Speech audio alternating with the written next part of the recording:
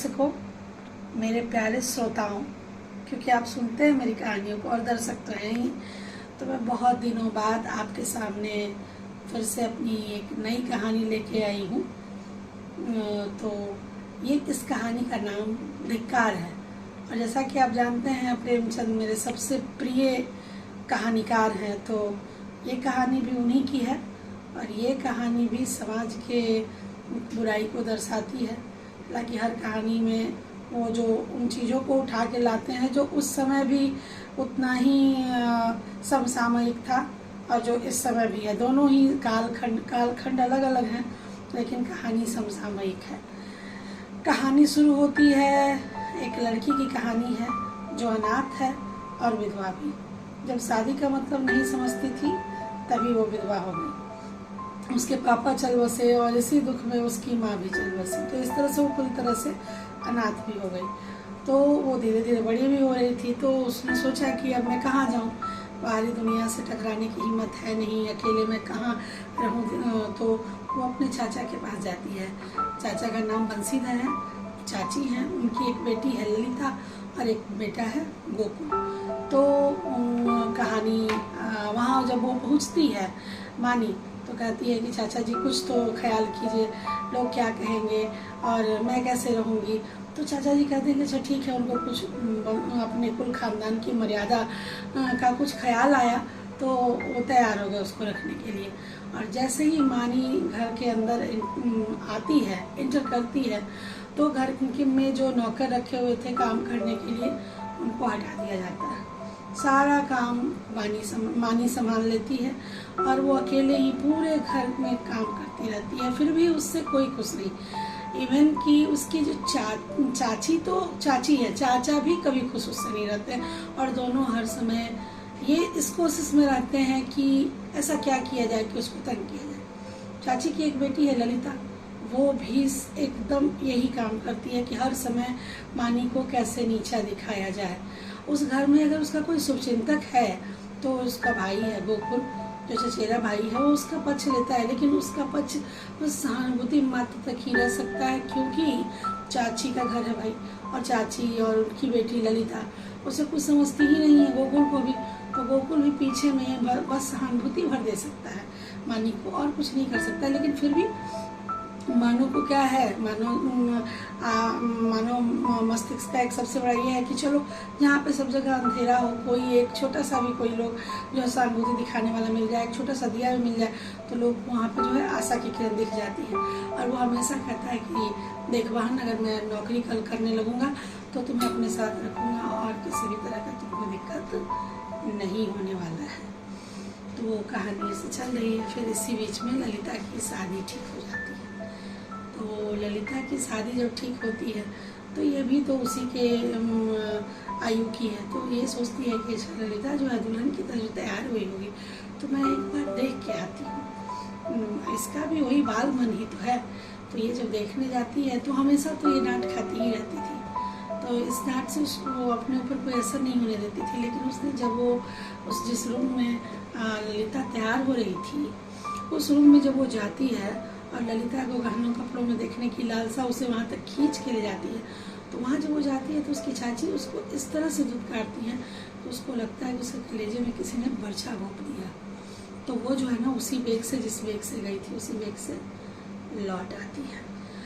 अब जब वो लौट रही होती है, उसी समय क्या होता है कि गोकुल का एक दोस्त है इंद्रनाथ, वो उसी रास्ते से आ रहा होता है ऊपर ही, और ये सीढ़ियों से उतर रही होती है, वो सीढ़ियों से ऊपर आ रहा होता है। गोकुल को ढूंढते ढूंढते तो ये कहता है कि मानी रुको, मुझे तुमसे कुछ कहना है। लेकिन मानी कुछ सुनती नहीं और दौड़ के अपने कमरे में चली जाती है और दरवाज़ा बंद कर लेती है। तो बाहर से जो है इंद्रनाथ कहता है कि मानी ठीक है, तो तुम्हारी ज़िंदगी में सिर्फ दुख ही दुख है, लेकिन कोई तो ऐसा होगा ना जो तुम्हारी परवाह करता होगा।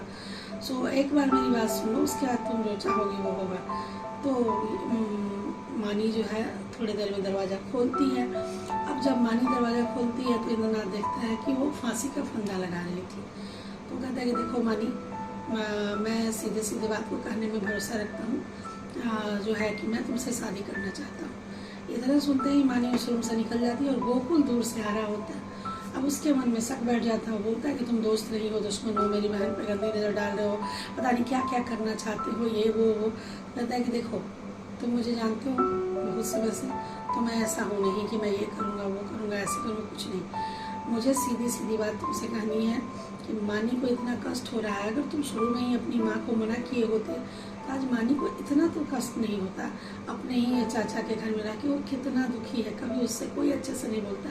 तो मैं क्या चाहता हूँ कि मैं उससे शादी कर लूँ, तो मैं कम से कम उसे एक सुखी जीवन दे सकता हूँ।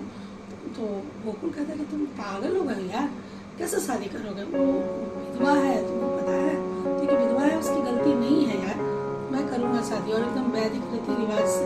तुम समझ रहे हो मेरे घर के लोग तैयार ही नहीं होंगे, तो वो मैं नहीं जानता तैयार तुम कैसे करोगे, लेकिन मेरे घर के लोग जो है ऐसे भी नहीं है कि मेरी बात न माने। और वैसे भी जिन बातों को सिर्फ मानना चाहिए वही बातें मैं मानता हूँ अपने परिवार के लोगों की, और जिन बातों को मुझे अपने हिसाब से हैंडल करना है वो मैं ऐसे हैंडल करूँगा, तुम मानो चाहे मत मानो। अच्छा ठीक है मैं कुछ उपाय करता हूँ। तो इस तरह से उस दिन ललिता की फिर विदाई हो जाती है घर। और ये तो पता ही है कि बेटी की विदाई के बाद का नींद जो है हर जगह बहुत ज़्यादा मशहूर है कि उसका लोग लंबी तान के सो जाते हैं, पूरा घर सोया हुआ है, लेकिन एक मानी है जो घर का देख रेख कर रही है, सारा काम कर रही है।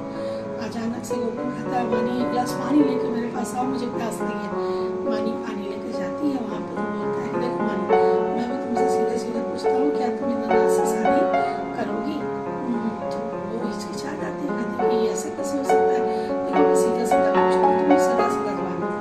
तो उसमें वो 5 मिनट का समय लेते हैं, बोलती है ठीक है मैं कर लूँगी शादी, लेकिन कैसे होगी ये क्वेश्चन वो नहीं पूछती है, फिर वहाँ से वो चली जाती है। अब अगले दिन की बात है कि जो गोकुल है सवेरे सवेरे सो के उठता है तो अपनी माँ से कहता है कि माँ जो इंद्रनाथ का घर है ना वहाँ पे कुछ खुशी का अवसर है, और उनकी माँ जो है एकदम अकेली है, तो बोल रही थी कि ललिता का इसको मानी को कुछ देर के लिए मेरे यहाँ भेज देने के लिए 2-4 दिनों के लिए। तो पहले तो चाची थोड़ा गुस्साती कभी करे ये क्या बात है, मैं क्यों जाने दूँ, मैं यहाँ घर का काम कौन करेगा। तो उसके जो चाचा जी हैं वैसे वो भी तो उसको नहीं पसंद करते, कहते कह रहे कल की जाए आज ही जाने दो ना, और वो नहीं थी तो काम नहीं होता था घर में, एकदम अच्छे से काम होता था, तुम प्लीज उसको जाने दो। तो ये जो है उसको लेके चलता है और मानी चली जाती है। मानी जब रात में लौट के गोकुल आता है तो उसकी माँ पूछती है कि मानी क्यों नहीं आई, उसे लेके तुम क्यों नहीं आए? तो वो बोलता है कि मानी कभी नहीं आएगी, मानी की शादी हो चुकी है। तो क्या बोलता है कि हाँ, और उसके बाद वो जो गोकुल की माँ है मानी की चाची, वो इतनी तरह तरह की गालियाँ अपने बेटे को देती है, ऐसी ऐसी गालियाँ देती है कि लड़का जो है वो एकदम लग रहा है कि अब उसके काटो तो खून नहीं।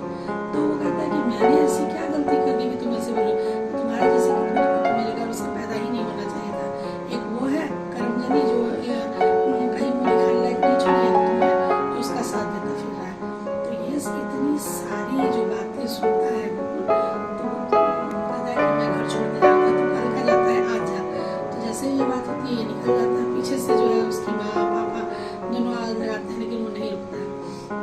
उसके बाद गोकुल की खोज शुरू हो जाता है इधर उधर सब जगह। 2 दिन बीत गए, 4 दिन बीत गए, गोकुल नहीं आया।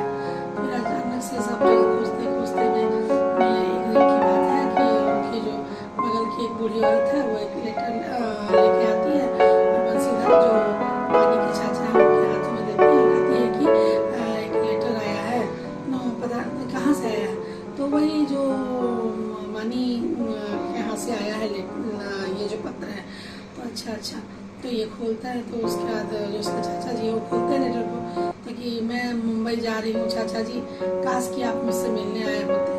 तो चाचा जो है दुनिया भर की बद्दुआएं जो है मानी को देता है, जबकि वो उसके खुद के चाचा थे, उनको चाहिए था कि वो इतनी खुशी उसकी ज़िंदगी में खुशियाँ आने वाली हैं या आ गई हैं तो उसको दुआएं देते, लेकिन नहीं। फिर जो है और वो उस पत्र में ये भी लिखा हुआ था कि वो परसों के ट्रेन से मुंबई जा रही है अपने पति के। चलो अब ये जो चाचा जी हैं उन परसों के दिन क्या करते हैं कि वो एक बग्घी लेते हैं, स्टेशन पर पहुंचते हैं, मानी से वहाँ मिलते हैं। मानी और उसकी सास मुंबई जा रही है क्योंकि जैसे ही शादी हुई उसके उसी दिन अगले दिन ना उसके जो इंद्रनाथ है उसको मुंबई में नौकरी मिल गई थी। तो अपनी माँ को बोला कि मेरी पत्नी को लेकर तुम वहाँ आ जाओ, हम लोग फिर वहीं पे आराम से रहेंगे। ये सारी चीज़ें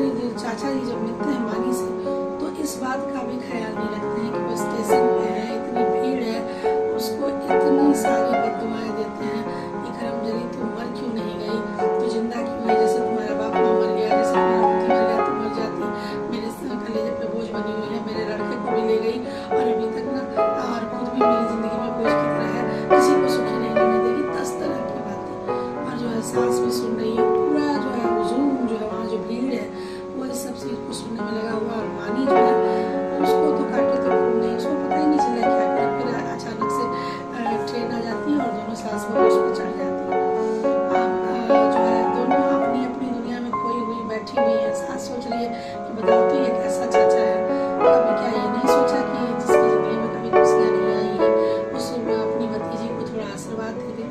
यहाँ मानी सोच रही है कि मैं सबके लिए जो है परेशानी का ही कारण हूँ, तो क्यों ना मैं इस कारण को ही खत्म कर दूँ।